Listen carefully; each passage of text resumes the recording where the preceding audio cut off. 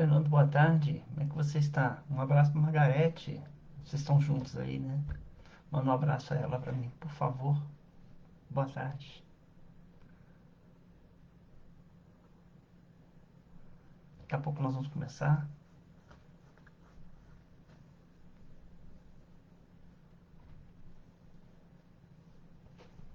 Tá torto aqui. Ei, Ricardo, como é que vocês estão? Jandira tá bem também? Tá me ouvindo tranquilo? Vocês dois estão me ouvindo? Ei, Neide, boa tarde. Então já entrou Fernando, Margarete, Ricardo. A Neide acaba de entrar com o Washington, né? Boa tarde, Fabíola, Adson. Como é que vocês estão? Tudo tranquilo? Então tá ótimo. Graças a Deus, Ricardo. É, Nós vamos dar mais alguns minutos só para a gente iniciar nosso encontro. Já temos 2 minutos, na verdade. É, é, Não que eu tenha atrasado, eu só me distraí com um site que eu gostaria de poder passar para vocês aqui. Me distraí com uma mensagem espírita muito bonita. Boa tarde, Helena. Tudo bem? Um abraço para você. Um abraço para o seu marido. Boa tarde, Denise. Como é que você está, querida? Tudo bem? Ai, que joia você está participando. Yara, boa tarde. A paz do Senhor esteja com você também. Paz e luz. Paz e luz, Helena. Marcelina. Ai, que bom, Denise, é verdade. Marcelina, um abraço para Marcelinho para mim, por favor. Marcelo. Denise. É bom, né? Obrigado pela presença. Graças a Deus, Denise. Graças a Deus.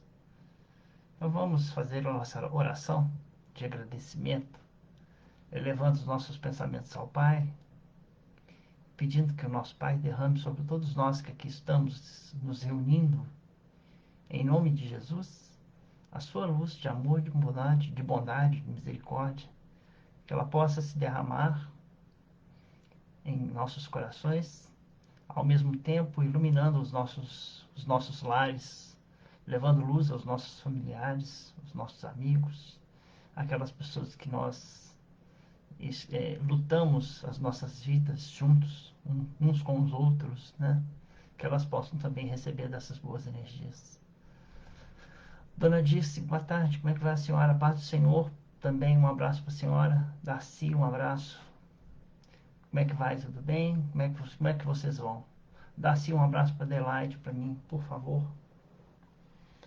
É, o assunto dessa tarde é sobre reforma íntima, reforma moral. Esse é o tema que nós vamos trabalhar.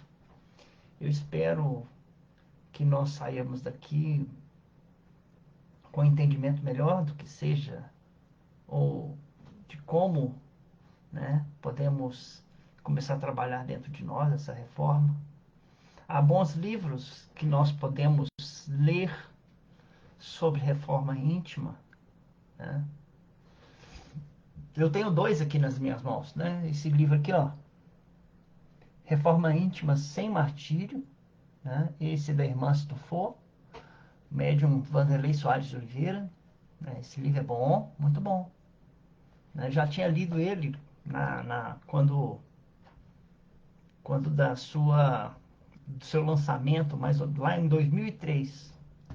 Esse livro também, O Despertar do Espírito, ele fala sobre reforma íntima. Esse é do Divaldo, da Joana de Ângeles, né? O Despertar do Espírito. Mas nós temos outros, né? Reforma Moral, do Miramês, né? Esse também é um bom livro.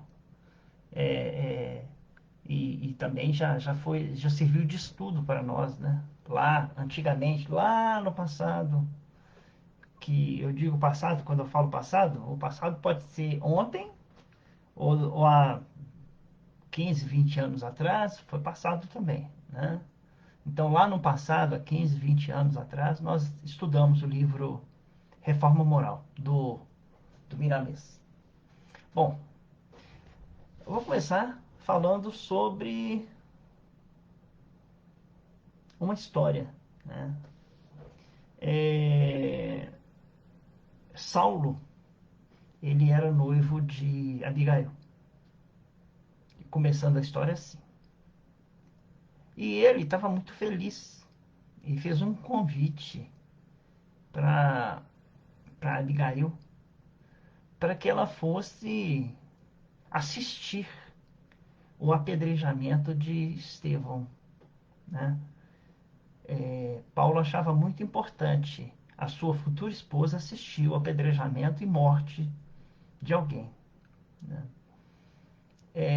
A Abigail não queria participar de jeito nenhum, achava aquilo bárbaro, né? Um crime, alguma coisa bárbara, e que não estava a fim de assistir, mas respeitando as tradições, né, ela resolveu falar assim: eu chego no final do apedrejamento. E aconteceu o apedrejamento, e ela chegou no final do apedrejamento. Quando Abigail olha lá no meio, quem está lá é Gesiel, o irmão dela, né? Gesiel é, é o irmão, né, que havia desaparecido há algum tempo e agora aparecia já morrendo. Ela correu para abraçar o irmão, que já estava praticamente nas últimas, né? É, Saulo se assusta e Abigail vira para ele e diz assim: esse aqui é Gesiel, meu irmão. Mas como? Não, ele é Estevão. Não, esse é Gesiel, meu irmão. Saulo, né? Pede para levar o corpo já quase desfalecido de Estevão para dentro lá da casa, de uma casa. E ali Gesiel morre. Paulo termina o noivado com Abigail, né? É, porque ele não poderia passar por aquele processo que já estava começando a passar, né? Então, o tempo passa e ele não resiste à saudade que ele estava sentindo de Abigail e vai à casa de Abigail, né? E quando chega lá, a Abigail está morrendo, doente. Abigail doente, ele ele chega, a abraça e promessas de amor de um lado e do outro, né? Mas ela fala que agora já não tem tempo mais, mas que Cristo ia, né, recebê-la nos braços, e ele percebe que ela havia se convertido ao cristianismo, aquilo que ele odiava tanto, né? E ele fica sabendo que quem a converteu foi um mendigo chamado Ananias, né? E Saulo resolve, naquele momento, ir atrás de Ananias em Damasco para matar Ananias, né? Rosa, boa tarde. Joyce, boa tarde. Jefferson, boa tarde. Rosa, um abraço para você, para o Nivaldo, Bruno. Joyce, um abraço para o Alisson. Jefferson, um abraço para todos na sua casa, sua família, seus avós, sua mãe. Júlio, um abraço para você. E ele resolve matar Ananias, né? E vai para Damasco. Quando ele está caminhando para Damasco, na montaria, ele vê uma luz muito forte. Inclusive, aqueles que estavam fazendo companhia a ele também veem aquela luz muito forte. Saulo ainda, né? Quer dizer, Saulo, eu falo Paulo, mas Saulo se desequilibra da montaria, cai e percebe que vem chegando a ele uma figura que brilha muito. E ele pergunta: quem és tu? E a figura responde a ele: Saulo, Saulo, por que me persegues? eu sou Jesus. E aí, ali, naquele momento, Saulo vira para Jesus e diz assim: que queres que eu faça? Então ele não pergunta, ele não faz mais tipo nenhum de pergunta. Ele só diz assim: que queres que eu faça? E Jesus dá a ele, né, a instrução: vá a Damasco e, e lá eu providenciarei para que alguém te encontre. Jesus diz a ele. E Paulo foi a Damasco, encontrou, por incrível que pareça, Ananias, né, que veio socorrê-lo, livra Paulo da cegueira, né, tirando escamas dos olhos de Paulo. E aí começa a história de Saulo, né, a transformação de Saulo. Saulo, depois de ser desprezado pela família, ele vai para os apóstolos. E depois dos apóstolos, ele recebe uma cópia de um evangelho, né, de Mateus. E vai para o deserto, ficar 4 anos no deserto. E quando ele sai do deserto, ele já não mais se chama Saulo. Ele se chama Paulo. Paulo ali, depois do deserto, Paulo de Tarso, ele já deixa tudo para trás. Ele esquece tudo que ele havia criado, ele esquece tudo que ele havia aprendido para se devotar a Jesus, né, no seu ensinamento. Né? Joyce, esse livro é muito cativante. É o melhor, o livro mais famoso, o livro espírita mais famoso que existe. Né? Já fizeram pesquisas e esse é o livro número 1, tá? Espírita, Paulo e Estevão. Se vocês puderem ler um dia, vão gostar bastante. Se já não leram, né? Eu não duvido que vocês não tenham lido esse livro. Ele é muito bom, bonito mesmo. Ele, entretanto, Paulo esquece tanto da vida dele como judeu, né? Do judaísmo, que ele entra em discussão uma vez com Tiago sobre as tradições judaicas, porque Tiago queria que todos os cristãos fossem circuncisados. E ele fala que não, né, que o Cristo não pede mudanças exteriores, a mudança não é a circuncisão, né? Então ele entra em discussão e até Pedro tem que separar, apartar aquela discussão, chamando a atenção dos dois, que o objetivo dos dois era um só, levar a palavra de Jesus à multidão, né? Então, é, é, é, eu também achei a violência absurda. Fabrícia, boa tarde, tudo bem com você? Realmente, Helena, a violência é absurda, mas hoje nós enxergamos quadros também dessa violência, porque o homem pouco mudou daquela época de Jesus até hoje, e a gente enxerga ainda hoje, infelizmente, muita violência. Fabrício, um abraço para dona Dilma, um abraço para Vitória. Deus nos ilumine, Deus as ilumine também. Então, ele deixa para trás todas as tradições judaicas, inclusive a circuncisão, né? E começa uma vida nova. Mas uma coisa eu queria observar, isso eu aprendi nessa semana, né? É que Saulo jamais teria mudado de nome se dentro dele já não existisse um Paulo, né? Totalmente preparado para a tarefa que Jesus havia preparado para ele. Saulo já veio preparado. Já existia dentro dele uma semente chamada Paulo. E ela só teria despertado se já existisse nele realmente essa semente. Né? Seu Alziro, boa tarde. É, é, Seja bem-vindo. Um abraço para o senhor e para a sua família. Então, eu queria também dizer com isso que dentro de nós habita um ser divino, joia de tesouro ainda a ser descoberta, uma joia a ser lapidada. Isso quer dizer o quê? Que dentro de nós também mora um Paulo. Dentro de nós também mora alguém que um dia vai fazer de tudo para levar a palavra de Jesus a todos os necessitados. Dentro de nós mora até um santo, um homem santo, mas que ainda precisa passar por muitos sofrimentos para realmente ser um santo. Mas nós já temos essa semente dentro de nós. E o que nós teríamos que fazer é despertar.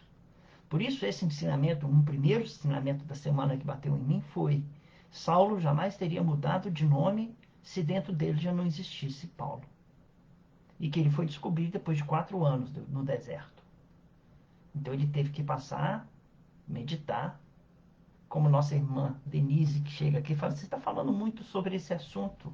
Né? Ele leu, meditou, sentiu e vivenciou muitos ensinamentos do Cristo.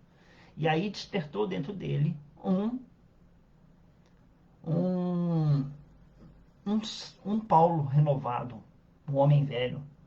Então, dentro de nós, como habita um ser divino, mas quando nós viermos a descobrir em nós que há toda essa luz, estaremos apenas fazendo o que Jesus já nos indicara ser certo o que fazer. Ele disse assim: brilhe a vossa luz. Se ele diz brilhe a vossa luz, quer dizer o quê? Que dentro de nós já mora a luz, que brilhará um dia sem nenhuma sombra de dúvida. Né? Tem uma passagem do Evangelho, hoje nós vamos fazer várias leituras de pequenas partes do Evangelho, que diz assim: não há árvore boa que dê fruto mau, e nem árvore má que dê fruto bom. Com efeito, uma árvore é conhecida por seu próprio fruto. Não se colhem figos de espinheiros, nem se colhem uvas de sarças. O homem bom, do bom tesouro do seu coração, tira o que é bom. Mas o mal, do mau tesouro, tira o que é mal, porque a boca fala daquilo que está cheio o coração. E, na verdade, Paulo tinha um bom coração. Ele tinha os olhos desviados por uma verdade, né?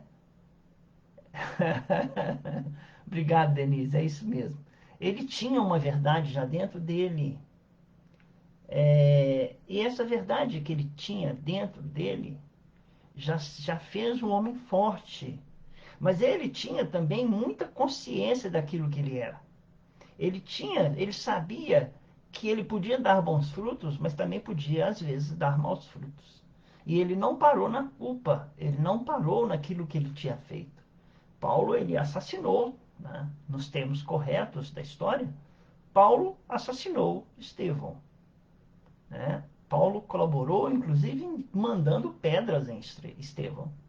E aí, né, a gente pode considerá-lo hoje como um assassino que redimiu-se, tirou o bom tesouro do seu coração e levou o evangelho para a humanidade inteira, tendo, né, assim, mesmo tendo cometido um ato, né, de muita violência, ele renasceu das cinzas, como o fênix renasce das cinzas, e ele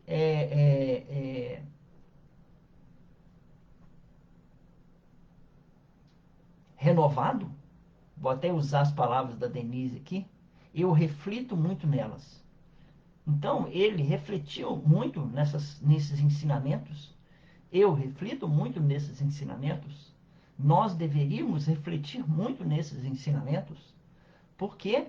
Porque são nesses ensinamentos que nós vamos encontrar o alicerce, a base para as nossas vidas. Nós somos convidados e sempre somos convidados a rever a nossa caminhada. Nós somos convidados a verificar aquilo que nós fizemos e pretendemos ainda fazer, né, das nossas vidas, nas atitudes que nós tomamos, naquilo que a gente aprende de bom e de ruim, né? Porque, por incrível que pareça, ainda nós optamos por coisas ruins em nossas vidas. E nós vamos comentar daqui para frente algumas coisas que nós aprendemos ruins nas nossas vidas, né? E Paulo acaba, né, posteriormente, confessando isso, né? Confessando que ele vivia uma vida difícil de ser vivida, porque ele fala assim: porque não faço o bem que quero, mas o mal que não quero, esse eu faço. E está em Paulo, carta de Paulo aos Romanos, capítulo 7, versículo 19. Não faço o bem que quero, mas o mal que não quero, esse faço.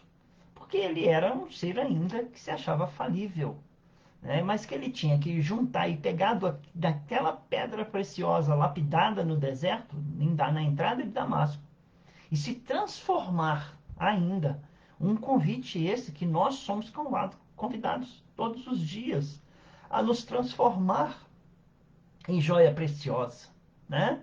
Veio lá o garimpeiro, e nesse caso o garimpeiro é Jesus, e ele com a pazinha de garimpo, ele vai pegar aquela pedra preciosa que é o nosso coração, vai passar pelo cadinho da dor, e aquela pedra vai sair brilhante após uma longa caminhada, né, em que nós lapidaremos essa pedra preciosa, esse bom tesouro que existe dentro dos nossos corações.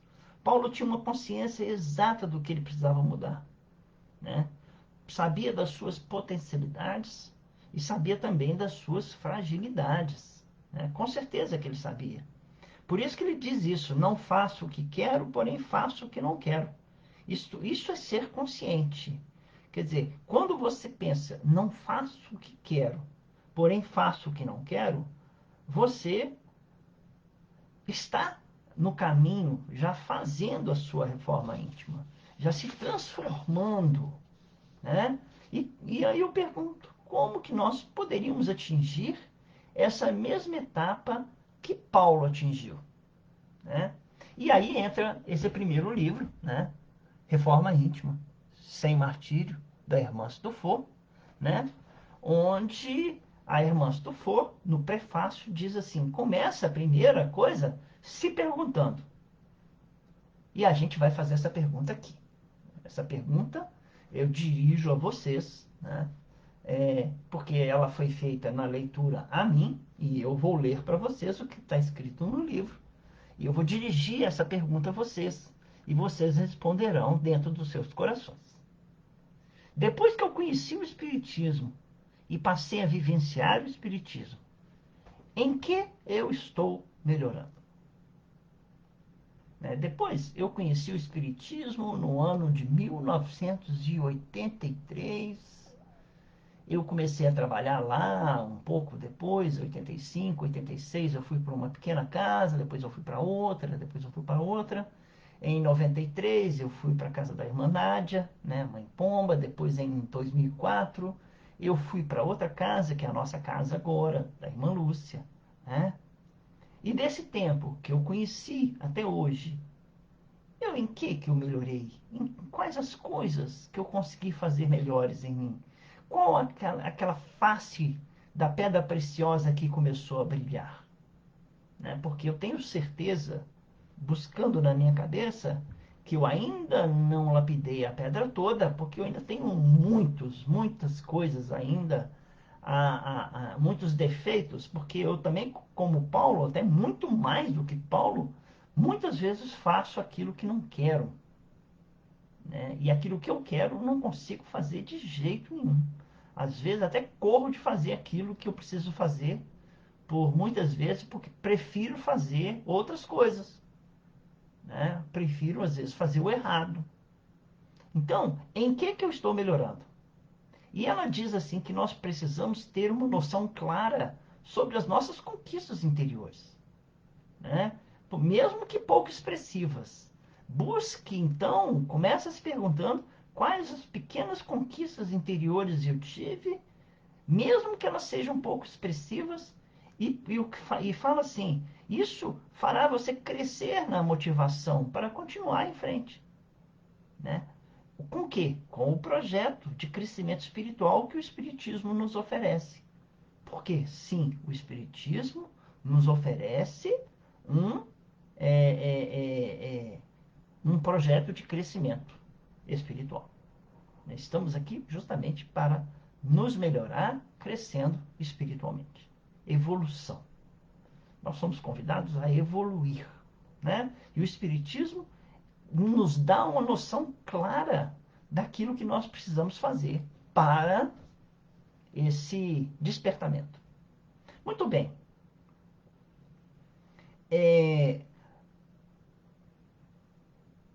nos dá valor às nossas possibilidades, quer dizer, quando nós damos valor às nossas possibilidades, potencialidades, nós permitimos, quando nós não damos, olha, desculpa o pequeno erro, né?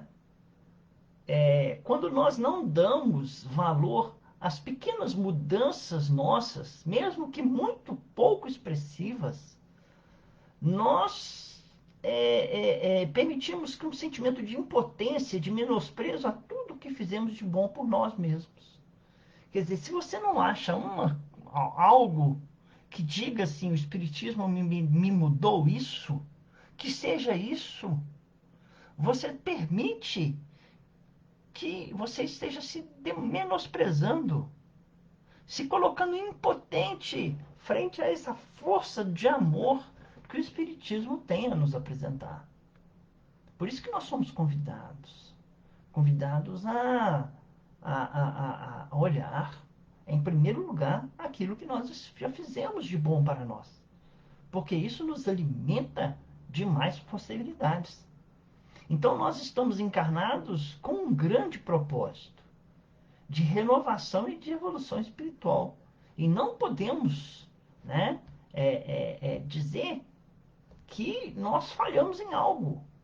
Né? São 28, talvez, bilhões de espíritos desejando reencarnar. E nós, 7 bilhões de espíritos, fomos no lugar desses 28. Porque alguma coisa nós temos que fazer e de positivo também. Então, diz Hermance Tufo nesse livro, e aí eu tive que copiar, porque toda a frase é muito importante, a única postura que nos assegurará a mínima certeza de que algo estamos realizando em favor da nossa ascensão espiritual, na carne ou fora dela, é a continuidade que damos aos projetos de renovação que idealizamos. Renovação. Nós somos convidados a nos renovar. Sai de nós o homem velho e se transforma no homem novo. Os obstáculos serão incessantes até o fim da existência. Não nos competindo nutrir expectativas com facilidades, mas sim a coragem e otimismo indispensáveis para vencer um desafio após o outro.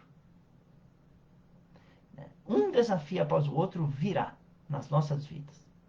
Então, quer dizer, vou repetir, não nos competindo nutrir expectativas com facilidades. Não teremos. Porque para lapidar é um processo de dor. Mas ele faz com que a gente brilhe, ele faz com que a gente cresça, ele faz com que a gente esteja sempre em crescimento, mesmo que seja um passo diário, nós venhamos a dar um passo diário. E reconheçamos que nós estamos no caminho. Eu tenho que dar boa tarde ao Wagner, né? Ao seu Alziro também boa tarde. A Marcelina, seu Vitor, tudo bem? O Imaí também, boa tarde. Imaí, um abraço para a Elaine. Seu Vitor, boa tarde, um abraço para a família. Deixa eu ver se alguém chegou mais que eu não cumprimentei aqui. Fabrícia, sim, Joyce, Helena. É isso, então tá. Então, continuamos. Ela diz assim, a palavra de ordem é recomeçar. Sempre. A própria reencarnação é o mecanismo divino do recomeço. Né? Então, nós estamos num caminho sempre de recomeçar. Acordei hoje, já estou recomeçando. E ela dá alguns conselhos, né, nesse livro, muito interessantes.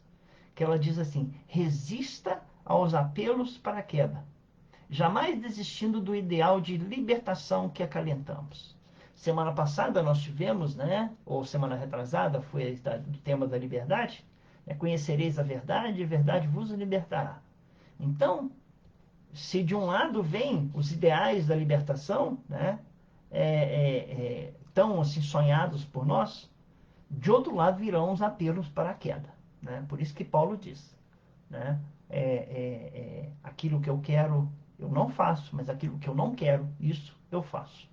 Então, resista aos apelos para a queda, jamais desistindo desse ideal de se libertar das prisões que nós mesmos nos fizemos, porque escolhemos, às vezes, o caminho que vai nos dar, segundo até a Marcelina disse aqui, nos vai trazer a dor.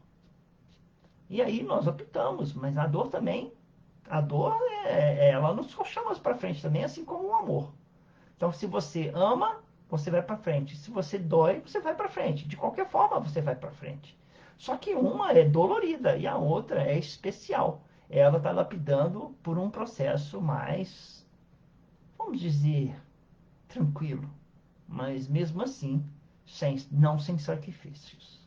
E ela diz assim: trabalhando, mesmo que cansados, servindo, mesmo que carentes, estudando, mesmo que desmotivados, e aprendendo, mesmo que sem objetivos definidos.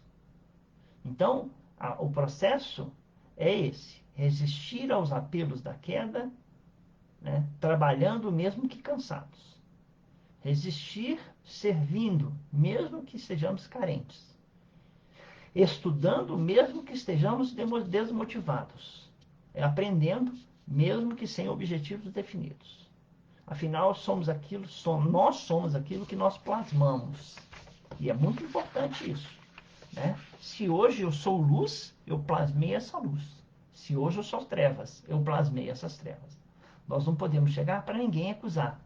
Você é o culpado das minhas trevas interiores. Ou você é você é o benfeitor das minhas luzes interiores. Sendo que nós aceitamos tanto a luz como as trevas em nós. Porque nós abrimos canal, tanto para uma quanto para outra. Paulo passava, né? E nós estamos falando de Paulo ainda. Paulo passava por um drama interior. Quando ele disse: porque não faço o bem que quero, mas o mal que não quero, esse faço. Então, quantas vezes nós precisaríamos repetir, ou eu repetiria assim: não quero ser mais o que fui, mas ainda não sou quem eu quero ser. Então, quem que eu sou? Ou então, não queremos ser mais quem fomos, mas ainda não somos quem queremos ser. Então, quem somos? Pergunto eu a vocês. Cada um de nós tem que alcançar e buscar essa pergunta, meditar essa pergunta. Então, quem somos? Né? Somos espíritos, né? Já fizemos essas perguntas, né? Somos espíritos, hoje vestidos de um corpo de carne, escolhemos, né, o nosso destino. Vou morar, vou viver assim, vou fazer assim, planejamos, né? Fizemos certo planejamento, né? Determinados caminhos que vamos ou que deveríamos escolher. Como que estamos? Quem somos? Né? Deixamos essa parte primeira da nossa palestra com essa pergunta. Então, quem somos nós? Né? E começamos uma segunda análise. Né? Já mudamos um pouco o foco, continuando no mesmo foco. Trazemos aqui para o estudo uma parábola, né, de Jesus, parábola do joio, né, que está em Mateus capítulo 13, versículos 24 a 30, que diz assim: parábola do joio. O reino dos céus é semelhante a um homem que semeou boa semente no seu campo. Enquanto todos dormiam, veio o seu inimigo e semeou o joio no meio do trigo e foi-se embora. Quando o trigo cresceu e começou a granar, apareceu também o joio. Os servos do proprietário foram procurá-lo e lhe disseram: Senhor, não semeaste boa semente no teu campo? Como então está cheio de joio? Ao que respondeu o Senhor: um inimigo é que fez isso. Os servos perguntaram-lhe: Queres então que vamos arrancá-lo? Ele respondeu: Não, para não acontecer que ao arrancar o joio, com ele arranqueis também o trigo. Deixai-os crescer juntos até a colheita. No tempo da colheita, direi aos ceifeiros: arrancai primeiro o joio e atai-o em feixes para ser queimado. Quanto ao trigo, recolhei-o ao meu celeiro. Então nós já lemos essa parábola do joio e do trigo algumas vezes aqui, né? Com certeza, nós já estudamos essa parábola do joio e do trigo em algumas reuniões passadas, né? Nós estamos sempre passando sobre ela, né? O trigo representa, talvez assim a gente possa dizer, um lado da moeda, né? Enquanto o joio representa o outro lado da moeda, né? Não poderia ser assim? Da mesma forma com Jesus, né? Qual é o lado da moeda que você está mostrando? Ah, essa aqui é a face de César. Aí Jesus diz assim: dai a César o que é de César e a Deus o que é de Deus. Então, uma face da moeda é o trigo, a outra face da moeda é o joio. Uma face da moeda são as ovelhas, né? E a outra face da moeda os bodes, né? Então, uma face da moeda é o bem, outra face da moeda é o mal, né? Uma face da moeda são os bons frutos, outra face da moeda são os maus frutos. Então, quais são é, quais são os lados representados? Então, o bem e o mal, por exemplo, ou as boas escolhas e as más escolhas? O que quer dizer o joio e o trigo, né? Notemos, o joio foi plantado, embora não se fale isso, né, durante o sono do proprietário. Então, nós vamos dizer assim: nós somos donos do terreno. Então, durante o nosso sono, veio, veio alguém e plantou o joio, né? Por que plantou o joio? Porque nós estávamos invigilantes. Porque se nós estivéssemos vigilantes, o joio não tinha sido plantado. Vocês acreditam nisso? Concordam assim com essa hipótese?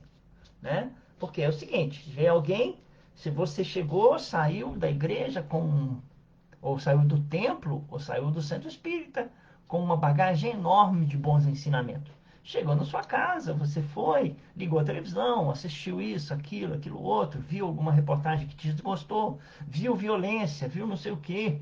Você está permitindo que tudo aquilo que foi plantado no centro espírita, no templo, ou na igreja, ou onde for, seja plantado também algumas outras sementes que não são as sementes que foram plantadas. Isso a gente não vai culpar a televisão, a gente não vai culpar tudo, não. A gente tem que mostrar o seguinte: olha, foi plantada uma boa semente, eu não permiti que essa semente ficasse sozinha. A semente não foi jogada fora. A semente está aqui dentro. A boa e a ruim, né? Agora, o que vai acontecer? Ambas vão ter que crescer, porque você permitiu que ela crescesse. Você emitiu opiniões, você falou, você vivenciou, você até criticou, você gritou, você esperneou. E aí tudo, né, te diz, né, que dentro do seu coração moram dois lobos. E você, sem saber, alimentou o lobo bom, mas também alimentou o lobo mau. Então, quer dizer, você deu forças para o lobo bom, saindo das mensagens, das palestras espíritas, das leituras edificantes, e ao mesmo tempo você se inundou de notícias terríveis, dores, revoltas e crimes e não sei o quê, e também deixou que elas crescessem, né? Para um processo de experiência, você vai viver ambas, né? E essas são as situações em que muitas vezes você tem que permitir que ambas cresçam dentro de você para saber e distinguir quais são as verdadeiras das falsas, né? Então o joio foi plantado durante o sono da gente, do nosso terreno, que no dia anterior, ou no mesmo dia mesmo, nós permitimos que fosse plantado o trigo. Mas como nós estávamos invigilantes, dormindo, veio o inimigo e plantou o joio, né?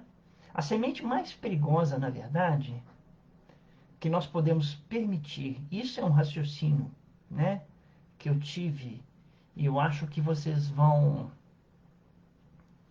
ter que raciocinar quais aquelas que para você são as sementes mais perigosas que nós permitimos.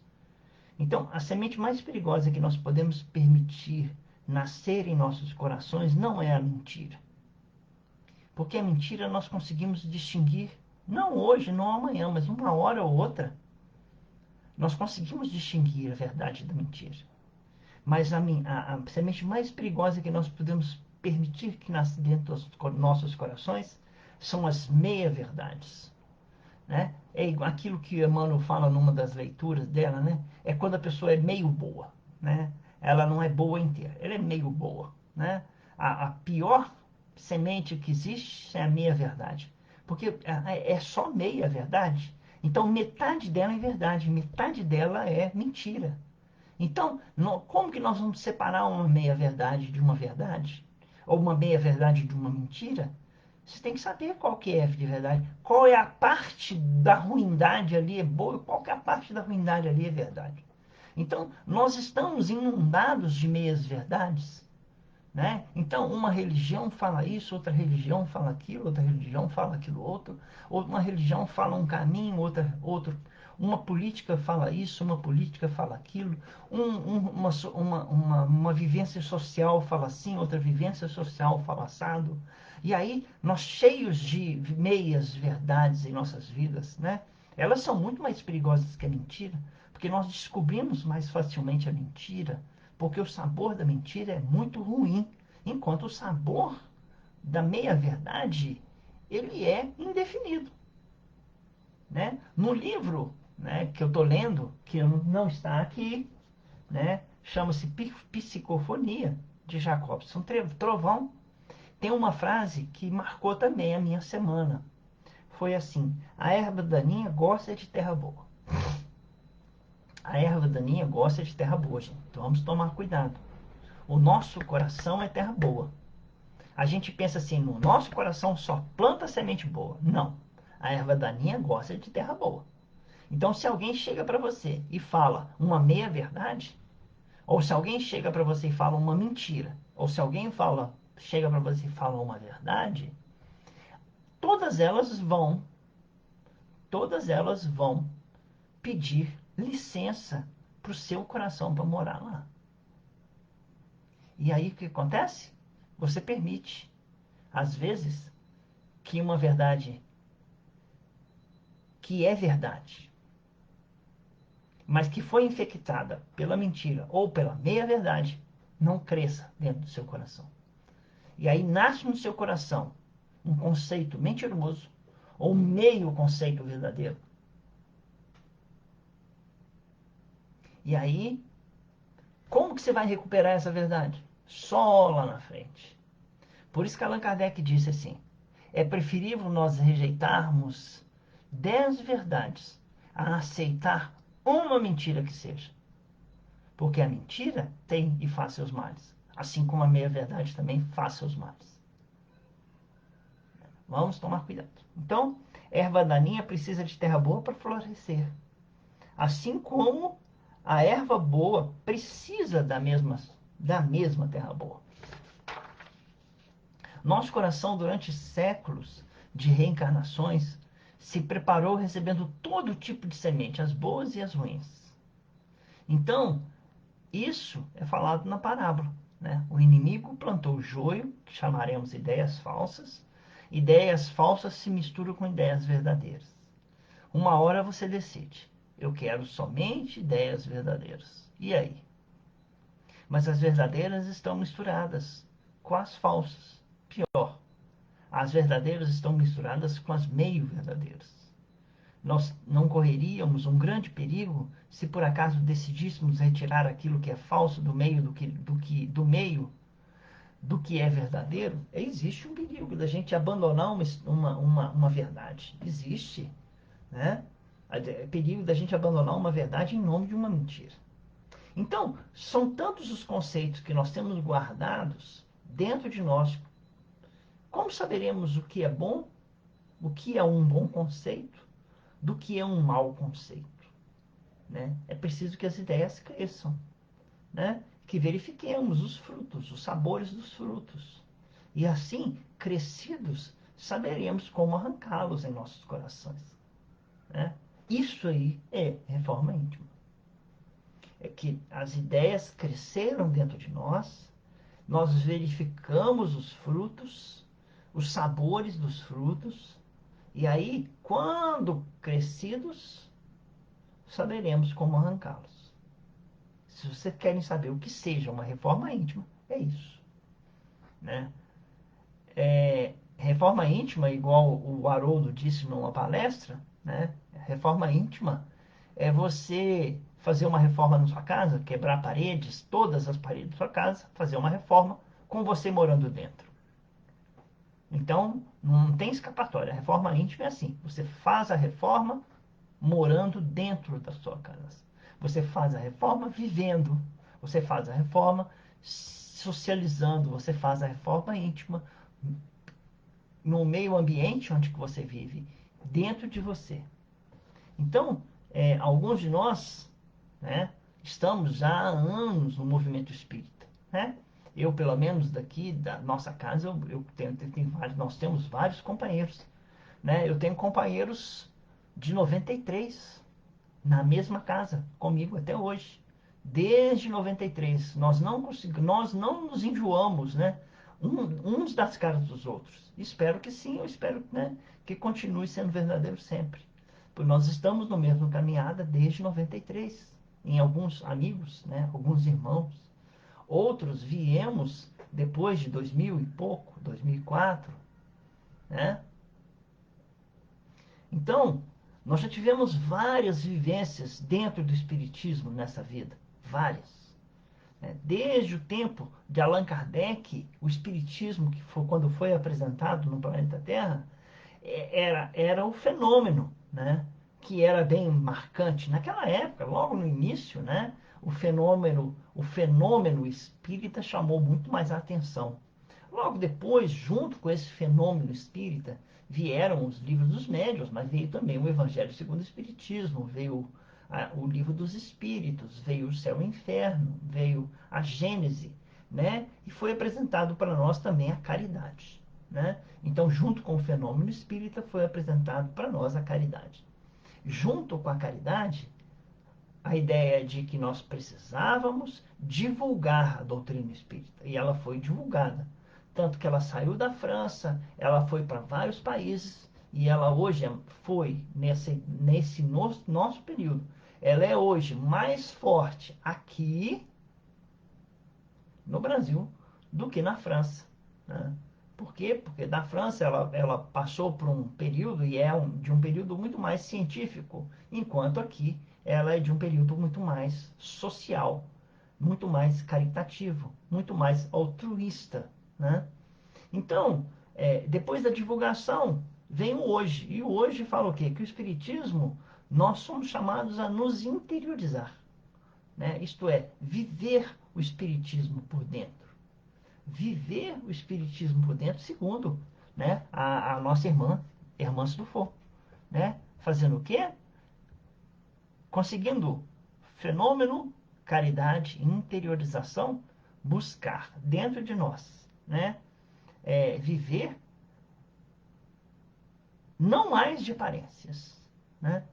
Seguindo o Evangelho, né? O reino de Deus não é feito mais de aparências exteriores, né? Então, quer dizer,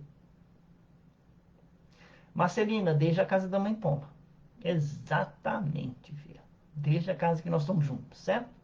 Se vocês não enjoaram da minha cara, vocês ainda vão ficar comigo por muitos anos, né? E eu vou ficar com vocês também muitos anos, se Deus quiser. Então, não mais de aparências, sabe? E aí eu trouxe um texto que o Haroldo, né, ele traz numa das palestras dele, mas que está num livro chamado Minutos de Amor, se eu não me engano, do Emmanuel, né? Aliás, do Irmão X, que diz assim: a diferença. E esse texto é bem elucidativo, aquilo que nós somos, né? A diferença. Irmão X. É uma história de Bezerra de Menezes, tá? Curtinha e bonitinha. E eu vou trazer para vocês. Nós já estamos terminando, chegando a 50 minutos de reunião, de encontro, né? dizendo assim: a reunião alcançava a parte final. E na organização mediúnica, Bezerra de Menezes retinha a palavra. O benfeitor desencarnado distribuía consolações quando um companheiro o alvejou com azedume. Bezerra: não concordo com tanta máscara no ambiente espírita. Estou cansado de tartufismo. Palavra difícil, fui procurar no dicionário, né? Quer dizer o quê? Fingimento, falsidade, hipocrisia, né? Tartufismo, né? É um personagem de Molière, né? Tartuffe. Está dizendo assim: estou cansado de tartufismo. Quer dizer, estou cansado de fingimento, estou cansado de falsidade, estou cansado de hipocrisia. E ele fala assim: falo contra mim mesmo, né? Falo contra mim mesmo. Posso, acaso, dizer que sou espírita cristão? Vejo-me fustigado por egoísmo e intolerância, avareza e ciúme. Cometo desatenções e disparates. Reconheço-me frequentemente caído em maledicência e cobiça. Ainda não venci a desconfiança, nem a propensão para ressentir-me. Quando menos espero, chafurdo-me nos erros da vaidade e do orgulho. Involuntariamente articulo ofensas contra o próximo. A ambição mora comigo. E por isso, agrido os meus semelhantes com toda a força de minha brutalidade. A crítica, o despeito, a maldade e a imperfeição me seguem constantemente. Posso declarar-me espírita com tantos defeitos? A gente pode dizer o seguinte: essa pessoa aqui sabe dos seus defeitos, então ela fez uma reforma íntima. E ela é válida, essa proposta dela. Como é que eu posso ser espírita, me considerar espírita cristão, tendo tantos defeitos assim? Né? E ele diz: posso declarar-me espírita com tantos defeitos? Aí vem o benfeitor, o venerável orientador espiritual, respondeu sereno: eu também, meu amigo. Ainda estou no meio de todas essas mazelas e sou espírita cristão. Como assim? Revidou o consulente agitado. Perfeitamente, concluiu Bezerra, sem alterar-se. Todas essas qualidades negativas ainda me acompanham. Só existe, porém, um ponto, meu caro, que não posso esquecer. É que antes de ser espírita cristão, eu fazia força para correr atrás de todas elas. E agora, sou cristão e espírita. Faço força para fugir delas todas. E sorrindo, disse assim, terminando: como vê, há muita diferença. Quando nós reconhecemos em nós certas falhas de caráter, certas falhas morais, certas falhas de comportamento, não quer dizer que nós não somos espíritas. Nós somos espíritas. Só que cabe a nós fugir delas. Fugir delas. Mas se nós já reconhecemos em nós capacidade de saber aquilo que eu sou, eu também tenho capacidade de saber aquilo que eu quero ser. Né? Então você mira naquilo que você quer ser, não naquilo que você é. Crie um objetivo para você, mire. Né? Porque se a gente for falar a verdade, para a gente fazer a diferença, né? Aproveitando o que disse o benfeitor Bezerra, há muita diferença entre aquele que resolve correr atrás das imperfeições, né? Como eu disse, para aquele que ainda não consegue resistir às tentações do mundo. Então façamos a diferença entre as pessoas que convivem conosco somente. Nós não precisamos aparecer para todo mundo. Porque, na verdade, é bem mais fácil ser egoísta do que altruísta, né? Do que caridoso. É bem mais fácil ser orgulhoso do que humilde. É bem mais fácil ser vaidoso do que ser simples, do que ser modesto. É bem mais fácil ser intolerante do que paciente. Mesmo assim, é para aprender que nós estamos aqui. Porque o nosso objetivo, na verdade, como espíritos, é evoluir. Então, é esse chamamento que nós somos convidados, né? Esse chamamento em que nós somos convocados, é para essas mudanças interiores. E o Espiritismo nos convida. né, a todos nós. Para quê? Para que nós possamos refletir sobre a reforma que precisamos fazer em nós, né? Apesar de ser mais fácil permitir que aquele ser, né, ainda homem velho, tenha força total, o convite é que nós façamos nascer dentro de nós o homem novo. E outra coisa, essa última frase aqui que eu aprendi essa semana diz assim: é preciso que aprendamos a florescer onde Deus nos plantou. Então a gente não precisa acusar ninguém de nada, não. É preciso que nós aprendamos a florescer onde Deus nos plantou. E que dali, onde Deus nos plantou, seja onde for, na pobreza ou na riqueza, na humildade ou na abastança, né? No meio social mais rico, no meio social mais miserável que seja, o convite é que nós floresçamos, né? Porque onde nós formos colocados, é ali que deve ter algum objetivo nosso para nossas vidas. Tá bom, meus irmãos? Então, nós terminamos, e antes da gente fazer a oração final, eu venho aqui lembrar a vocês, né, novamente, que a nossa casa retornou com os nossos trabalhos, né? Alguns irmãos, essa palestra não vai ser só ouvida por nós, 17, espero que até que esses nós 17 venhamos a multiplicar, né? E nós possamos até compartilhar com alguns irmãos dessa mensagem, né? Nós possamos fazer com que essa mensagem dizendo a casa está voltando, né? A casa aos poucos está colocando os pés no chão novamente após esse momento de pandemia. Dia 4 de setembro nós retornamos no sábado, né? Por exemplo, em agosto, no dia 4 de agosto, nós retornamos com os trabalhos lá na quarta-feira, né? Então, então, quer dizer, daqui a pouco outras atividades da nossa casa vão voltar e nós precisamos estar prontos a esse trabalho com mais equilíbrio, buscando o conhecimento, buscando a nossa paz interior, buscando o estudo, né, muito importante, buscando a vivência, a meditação, né, os sentimentos, os bons sentimentos. Esse é o convite.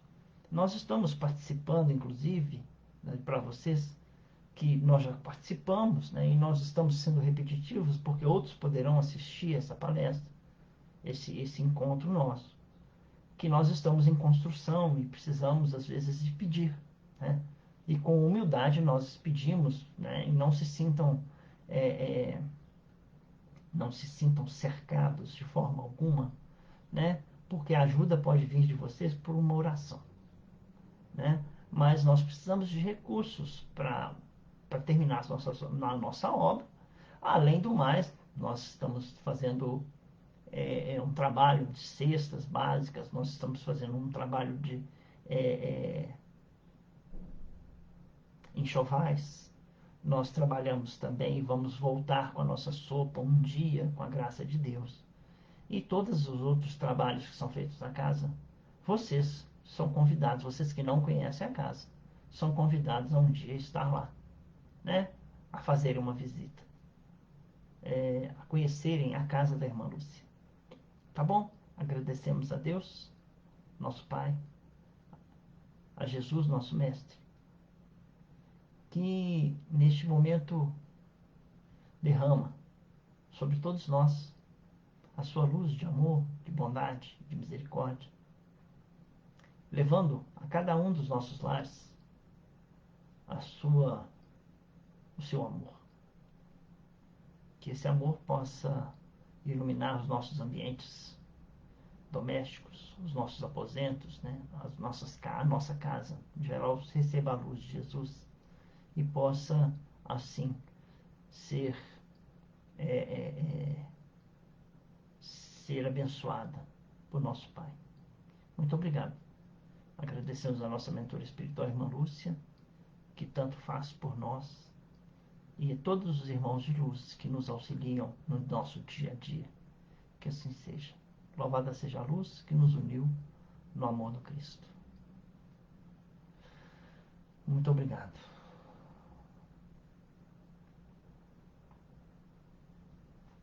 Dá licença que eu vou encerrar o vídeo.